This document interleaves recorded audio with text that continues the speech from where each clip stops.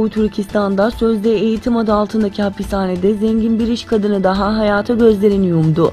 Doğu Türkistanlı öncü iş kadını ve bilim insanı olan Amine şirketinin yönetim kurulu başkanı Profesör Amine Ablimit, 2 Kasım 2018 Cuma günü uzun süredir tutuklu kaldığı toplama kampında Çin polisleri tarafından yapılan işkenceye dayanamayarak hayata gözlerini yumduğu bildirildi.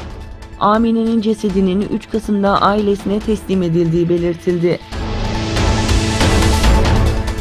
Çin 2018 3. çeyrekte %6,5 ile 2008 krizi sonrası en düşük çeyreklik büyüme rakamını gerçekleştirdi. Son zamanlarda Çin ekonomi yönetiminin birçok yöntem ile Çin ekonomisini desteklemesine rağmen Çin milli hasılası büyüme ivmesindeki yavaşlama durdurulamıyor. Çin ekonomisi yıllık 12 trilyon dolar büyüklüğündeyken ülkedeki toplam borç miktarının 30 trilyon doları aştığı bildirildi. Bu durum yatırımcılar nezdinde Çin ekonomisi ve borcu hakkında tekrardan soru işaretleri ortaya çıkarıyor.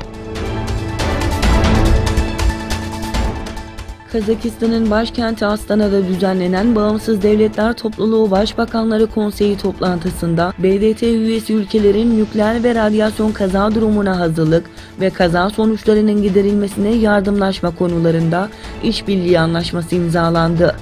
Dar ve geniş çerçevede yapılan ve BDT ülkeleri arasında ticari, ekonomik, sosyal ve insani alanlarda işbirliğinin artırılmasının yanında diğer konularında ele alındığı belirtildi.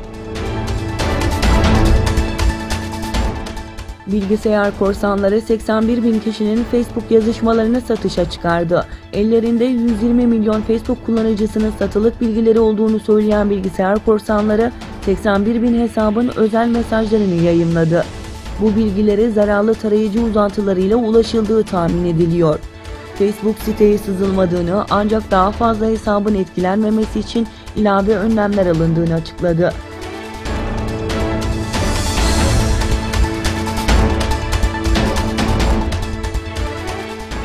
Mısır'ın Minye kentinde Hristiyan hacıları Saint Samuel Kilisesi'ne taşıyan otobüse ağır silahlarla saldırı düzenlendi. Saldırı sonucunda 7 kişi hayatını kaybederken 14 kişi yaralı olarak hastaneye kaldırıldı.